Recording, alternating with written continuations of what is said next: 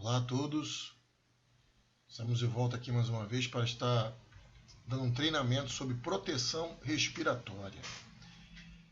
Eu sou Luiz Souza, especialista em engenharia de segurança do trabalho, já atuo aí há mais de 30 anos na área de segurança do trabalho, professor de diversas escolas técnicas nessa área também, auditor em qualidade, meio ambiente e segurança. Então vamos aqui estar tratando alguns assuntos sobre a proteção respiratória. Então nós procuramos trazer um trabalho bem didático, então já trabalhei em muitos cenários que implicaram em implementação de procedimento à proteção respiratória e estaremos tratando de objetivo, introdução, fundamentação, riscos ambientais, proteção respiratória e acessórios, equipamento purificadores de ar, equipamentos supridores de ar, elaboração de PPR, né, Programa de Proteção Respiratória, e uma revisão. O nosso objetivo: fornecer orientações técnicas quanto à utilização e conservação dos protetores respiratórios, visando a integridade física e mental dos trabalhadores. Então esse é o objetivo, na verdade é o objetivo geral da segurança do trabalho. Fazendo uma introdução aqui sobre o assunto, então a gente tem a proteção respiratória como algo de extrema importância dentro do ambiente industrial, dentro de todos os ambientes de trabalho que vão adentrar ambientes que a atmosfera ela está ou com o ar contaminado ou falta da concentração de oxigênio necessário para o ser humano viver, um oxigênio respirável. Então isso tudo seria a introdução do assunto envolvendo essas atmosferas, esses ambientes, de maneira geral, implicando em atividades normais e implicando também atividades que envolvam emergência, né? Cenários com emergência.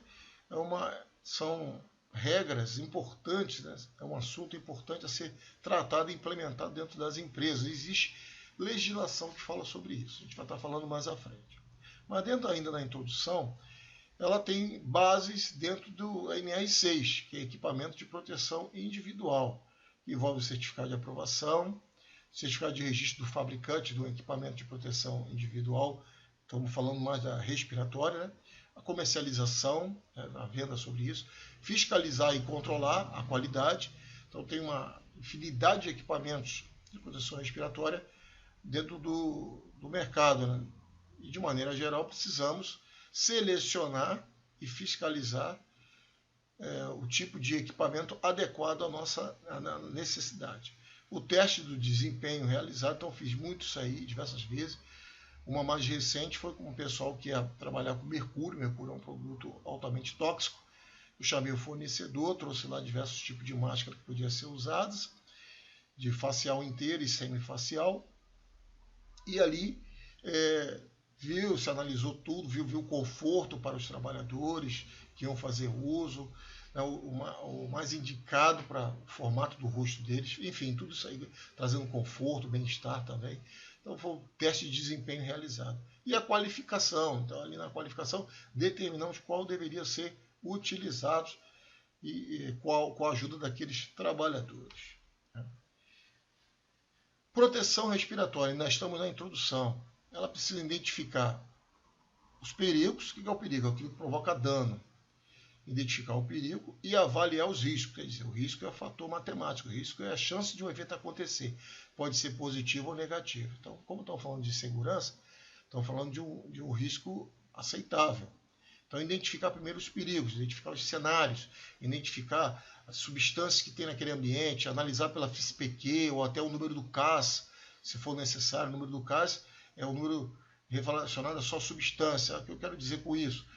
Se você tiver lá uma FISPQ que tem uma determinada substância, que tem a composição dela é 5 ingredientes, o número CAS seria relacionado a cada ingrediente, cada um desses 5 ingredientes que compõem lá a substância, certo? Então, analisar tudo isso aí para ver qual o grau de nocividade, qual o grau de toxicidade, quais os problemas que ele podem trazer à saúde do trabalhador. E muitas vezes, né, na FISPQ é obrigatório ter informações para a parte de segurança e saúde, uso de EPI em caso de emergência. até do meio ambiente. Então, acaba auxiliando para diversos tipos de procedimentos de trabalho que serão desenvolvidos para utilizar a proteção respiratória. Implementação das medidas de controle coletiva com procedimentos. Seleção do respirador, aqui já vai para a medida de proteção individual, e treinar os usuários.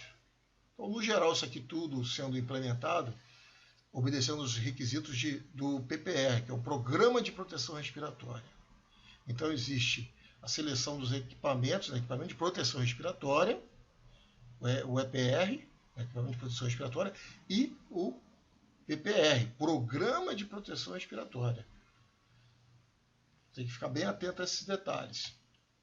Então, agora nós estamos falando da fundamentação. Tudo tem que ter uma fundamentação. Sem fundamentação, a coisa fica solto, né? Vamos dizer assim. Então, a fundamentação é muito importante. Dentro da NR6, que é a lei, que está dentro da norma NR6, ela começa falando aqui, ó, na sequência da letra D, EPI para proteção respiratória. Então, lá na NR6 tem especificações, determinações para todos os EPIs. Aqui, ó, respirador purificador de ar não motorizado. Então, ele falou uma peça facial filtrante, que é a PFF1, não é motorizado, para a proteção das vias respiratórias contra poeiras e névoas. Névoas normalmente de processo de pintura, poeira de processo de usinagem, lixamentos e coisas dessa natureza. Peça semifacial, ó, filtrante PFF2, para a proteção das vias respiratórias contra poeiras, névoas, e aqui já entra também fumos. Então, fumos é fumos metálicos, de solda, MIG, MAG, TIG, argônio, sal da prata, solda oxiacetilênica. Esses assuntos também a gente já tem que estar associado com os conceitos e conhecimentos nos nossos cursos voltados para a higiene ocupacional, que é a NR15. Tem lá uma parte da NR9, mas também tem complementando com a NR15. Peça semifacial filtrante PFF3 para a proteção de vias respiratórias contra poeiras, névoas, fumos e radionuclídeos. Aqui já entra os radionuclídeos, então a PFF3.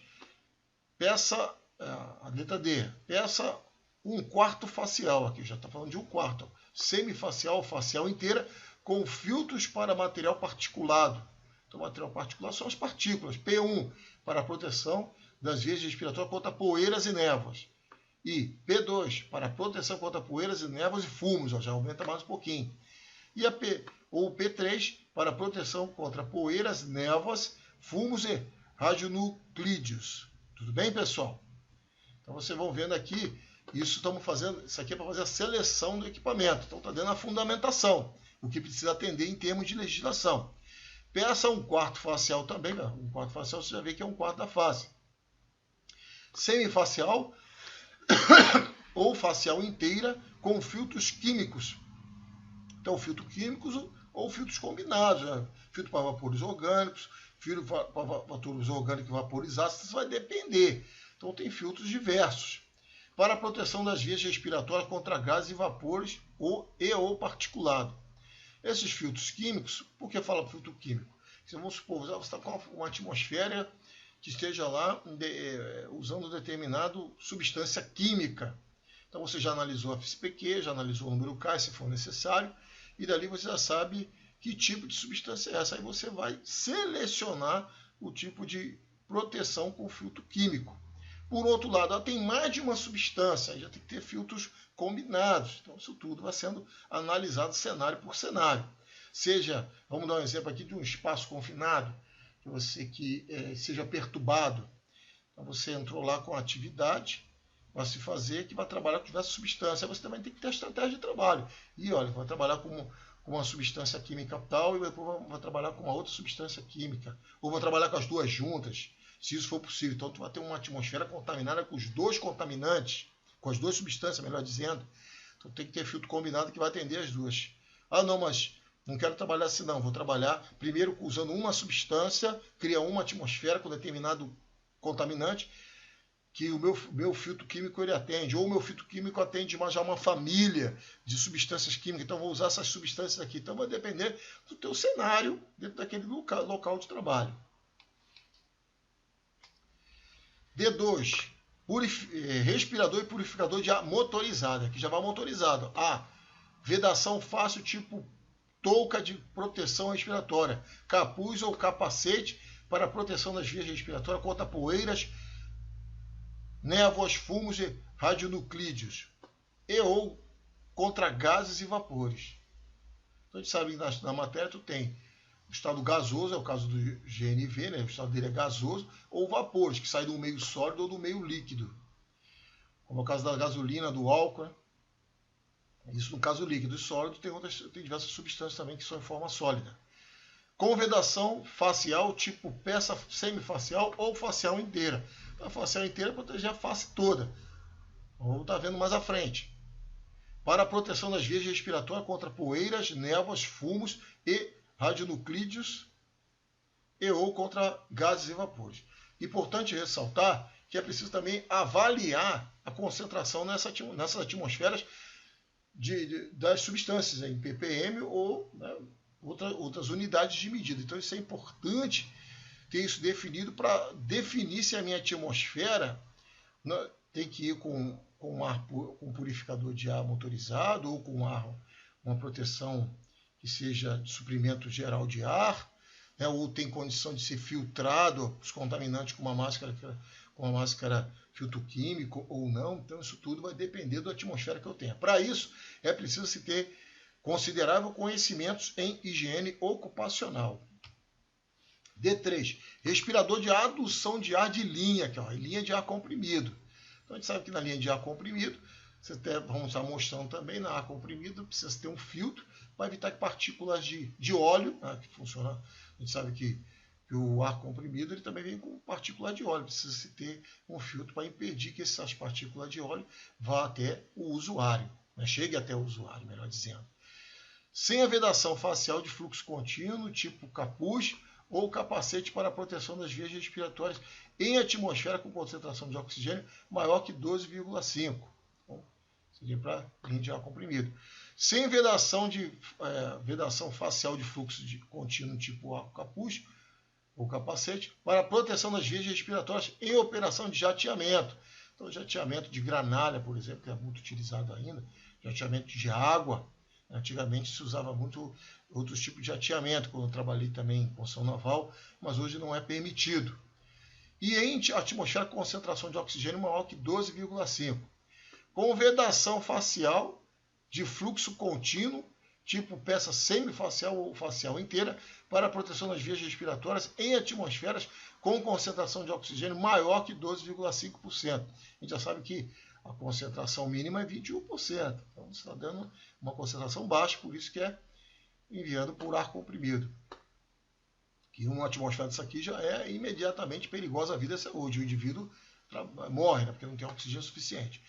De demanda com pressão positiva. Então, a demanda a pressão positiva, aquela máscara facial inteira que fica cheia de ar, né, dentro da máscara. Então, temos um vídeo falando um pouco mais sobre isso. Mais à frente vocês vão estar vendo. Tipo peça semifacial ou facial inteira para a proteção das vias respiratórias em atmosfera com concentração de oxigênio maior que 12,5%. De demanda com pressão positiva, tipo peça facial inteira, combinado com o cilindro auxiliar para a proteção das vias respiratórias em atmosfera com concentração de oxigênio menor aqui. Então, já que é menor, já imediatamente perigosa a vida e a saúde. Então, uma pessoa está numa atmosfera dessa, está passível de morrer. Então, usa pressão positiva, peça facial inteira, combinada, com cilindro auxiliar para a proteção em vias respiratórias em atmosfera com concentração desses níveis. Tudo bem até aí, pessoal? Respirador de adução de ar tipo máscara autônoma. Então, máscara autônoma que tem um cilindro, vou estar vendo também mais à frente. De circuito aberto de demanda com pressão positiva para proteção das vias respiratórias em atmosferas em concentração de oxigênio menor ou igual a 12,5%, ou seja, em atmosfera imediatamente perigosa à vida e à saúde. A concentração que está. Se 12,5 já leva a pessoa a óbito, imagina menor do que isso. De circuito fechado de demanda com pressão positiva para a proteção das vias respiratórias em atmosfera com concentração de oxigênio menor ou igual a 12,5, ou seja, em atmosfera também imediatamente perigosa à vida e à saúde. Você vê que está observando que pressão positiva. A pressão negativa, você tem que respirar, aí vai liberar a quantidade de oxigênio que você está puxando. Mas, aqui nesse caso, é pressão positiva. A máscara fica tomada da pressão positiva de oxigênio. Respirador de fuga, esse aqui é em caso de emergência.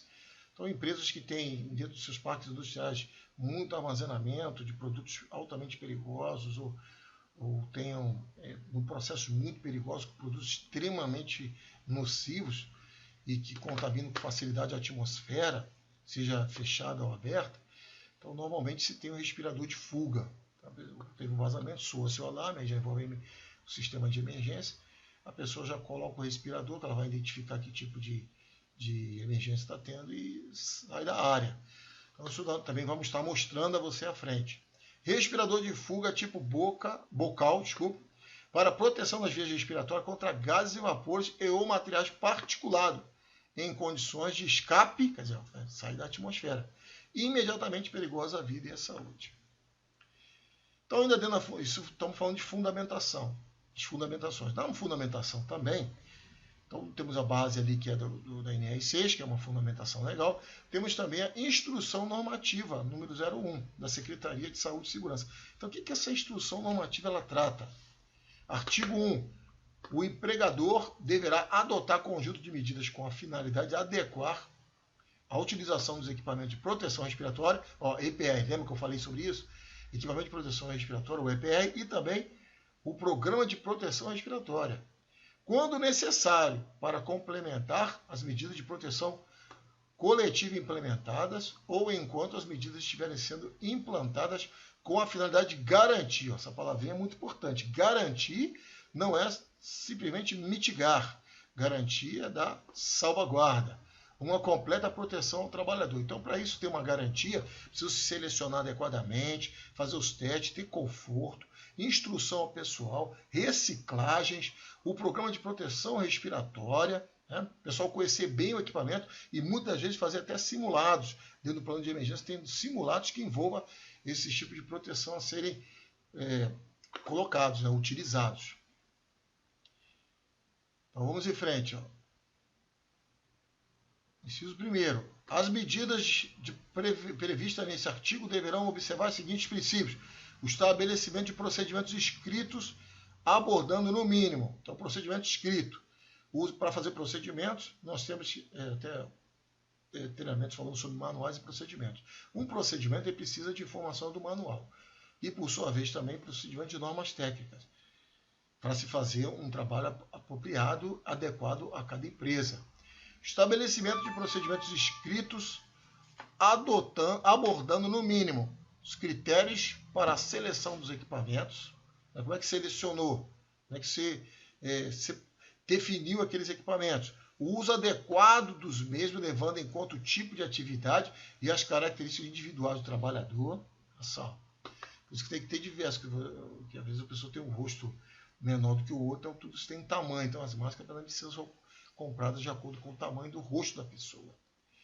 A orientação ao trabalhador para deixar a área de risco por motivos relacionados ao equipamento. Então, está tudo dentro do procedimento. A indicação do equipamento de acordo com os riscos aos quais o trabalhador está exposto. Instrução e treinamento do usuário sobre o uso e as limitações do equipamento de proteção respiratória. Tudo tem que ser orientado, as limitações também, inclusive no treinamento. O uso individual dos equipamentos, salvo em situações específicas, de acordo com a finalidade dos mesmos. Viu? Daqui a gente já pode, nas limitações, por quê? Porque nós temos máscara semifacial, temos a facial, um quarto facial, né?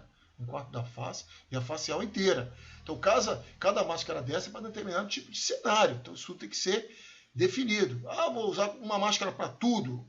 Não é bem assim. Então, eu tenho que usar a máscara de acordo com os cenários e com aquilo realmente que é necessário. Por isso, tem que selecionar o EPI apropriado. Para isso, tem que se conversar com o fornecedor, conhecer a substância aprofundadamente, né? A concentração que ela tem. Às vezes, a concentração dela é muito pouca, suficiente já para... O exemplo é o benzeno. O benzeno, 1 ppm já pode provocar é câncer. Então, 1 ppm praticamente é nada. Então, isso tudo tem que ser avaliado pela NR15, que também lá tem uma determinada quantidade, em torno de 70 substâncias químicas que dão as concentrações dentro do ambiente. Por outro lado, se houver outros materiais que não fossem radioativos, é preciso se ter também informações do CENEM, né, o Conselho de Energia, né, Nuclear. Isso tem informações ali também para ser estudada, ser avaliada. Essas são todas usadas no processo que você vai fazer de análise, identificação e análise de risco, que vai implicar em usar toda essa documentação também, e essas normas, essas legislações, para que venha fazer o trabalho adequado, com conhecimentos de NR15, né, higiene ocupacional. A guarda, a conservação e a higienização do equipamento, como é que eu guardo, como é que eu conservo, se eu descarto, dependendo do tipo de contaminante, criar também um programa de gerenciamento de resíduos. Às vezes a máscara está até com boa aparência, mas ela contaminou com algo que precisa ser descartado. Então, isso tem que ser levado em consideração. O monitoramento apropriado e período das áreas de trabalho e dos riscos ambientais a que estão expostos os trabalhadores. Então, monitoramento. No caso de espaço confinado, exige monitoramento contínuo, e pode ser que outros cenários exijam também.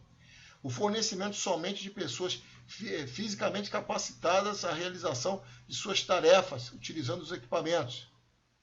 Então, a pessoa tem que estar fisicamente capacitada.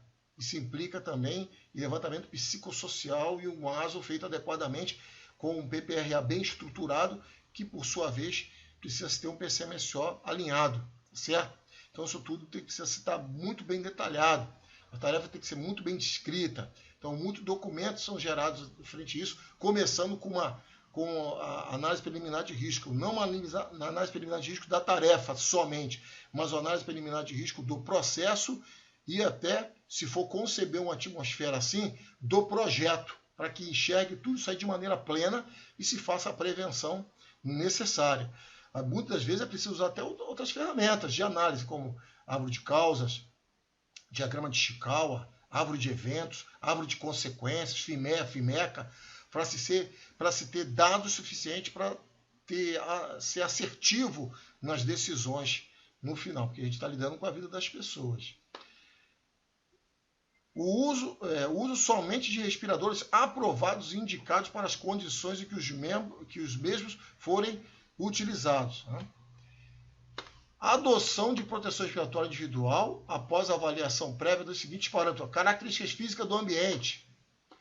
Então, também, às vezes, o ambiente não é um ambiente fechado, como espaço confinado. O espaço confinado, no sistema de treinamento de espaço confinado, que fala de uma série de questões geométricas também. Necessidade de utilização dos EPIs, de outros EPIs, proteção dos olhos, proteção da cabeça, proteção, trabalho em altura, então vai depender do meu cenário. Demandas físicas específicas das atividades de que o usuário está encarregado. Tempo de uso em relação à jornada de trabalho. Características específicas de trabalho, tendo em vista possibilidade da existência de atmosferas imediatamente perigosas à vida ou à saúde. Realização de exame médico no candidato ao uso do EPR, o equipamento de proteção respiratória. Tem gente que tem problema de claustrofobia, vai usar máscara dessa, pode ser que se sinta mal. Ou por orientação médica, dentro do que o médico do trabalho esteja experimentado e experiente para se passar. Para a adequada observância dos princípios previstos nesse artigo, o empregador deverá seguir, além do disposto nas normas regulamentadoras, que é as normas de segurança, também o da Fundação Jorge do Prat, que se refere ao anexo 3 da NR15, aqui, já não é na Fundação Jorge do Prat, é norma de segurança, norma reguladora. Mas na Fundação Jorge do Prat, também a NHO 6, que trata sobre esses ambientes de limite de exposição ao calor, que dentro de ambientes assim, às vezes tem calor. E o calor também é estressante. Então tem que pensar também já na ventilação e também na proteção desse trabalhador, né? Que a proteção vai dar um certo conforto para ele. Também o tipo de atividade que realiza ali dentro, se é pesada, se é leve, se é moderada. Então tem que olhar o quadro 2 da taxa metabólica, que se refere à NR15, também o dispêndio de energia que se tem nas tarefas lá na NHO 6 também se fala sobre isso. E, por sua vez, também usar o programa. Isso aqui não é um curso voltado para o PPR. O PPR é um outro módulo. Mas aqui a gente está falando da instrução e citando toda essa informação que envolve o PPR, porque já é o programa, tudo bem? Treinamento de proteção respiratória é uma coisa, o programa é outro. Porque vamos supor, você dá uma empresa terceira.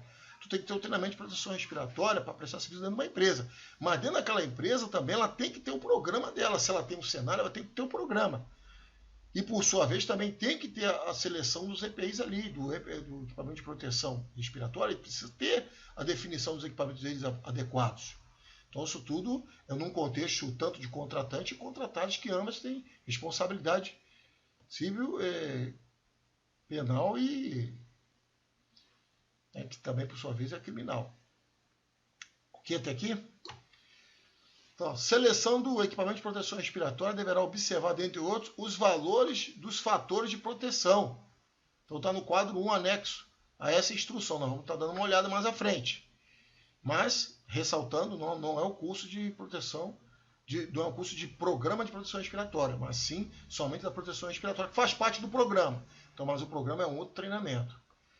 E como eu citei para vocês, tem aqueles cenários. Eu sou o dono do espaço, sou dono da área contaminada, eu tenho que ter o PPR, logicamente, juntamente com minha seleção de EPR. Mas alguém que vem de fora prestar um serviço temporário, isso pode ser exigido também a proteção respiratória, o curso de proteção respiratória, para saber lidar com os equipamentos de proteção respiratória. Então, por isso que fizemos duas partes. A primeira é essa aí que vocês estão vendo, que é o programa de proteção respiratória, conhecendo tudo isso aí. Então, se é terceiro, entrou numa empresa, sabe que você tem um treinamento, mas a empresa tem que ter o programa de proteção respiratória. Se você trabalha na empresa que tem um cenário e você é acessante desses cenários, você tem contato com esses cenários, você tem que conhecer não só o programa de proteção, mas também tem o curso, ok? Então, isso tudo vai ficar bem claro como se funciona. Parágrafo único. Em atmosferas contendo sílica e asbesto, a gente sabe que asbesto em muitos lugares já é proibido no Brasil. Além dos requisitos estabelecidos nesse artigo, o empregador deverá observar na seleção do respirador adequado as indicações dos quadros 2 e 3 na presente IN. Então, continuando, os EPR somente poderão ser comercializados acompanhados de instruções impressas contendo no mínimo as seguintes informações. Então, só pode ser comercializado se ele tiver o manual. Então, a finalidade a que se destina, a proteção oferecida ao usuário, a restrição de uso e a sua vida útil. Então, tudo isso aqui são informações importantes que envolvem também o fabricante, aquele que fornece, aquele que importa o equipamento para fornecer no país, depois, logicamente, de ter o CA. Você tem que ter essa informação. E essa informação vai dar subsídio para quem esteja selecionando os EPIs. NBR, aqui eu botei algumas, pessoal, não coloquei todas. Então, todos os equipamentos seguem normas nacionais e muitas das vezes internacionais.